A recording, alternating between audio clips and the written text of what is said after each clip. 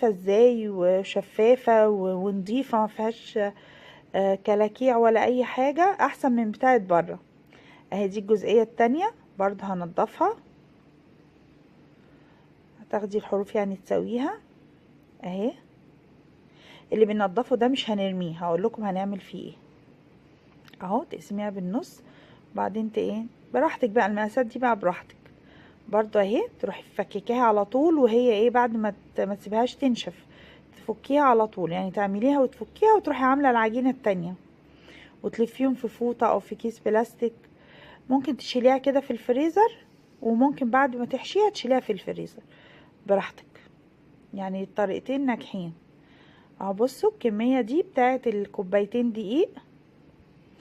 انا مش فاكره بصراحه، في اول فيديو انا قلت لكم هي كوبايتين دقيق، يعني الكميه دي كلها من كوبايتين دقيق، وخدت معانا حوالي كوبايه الا شويه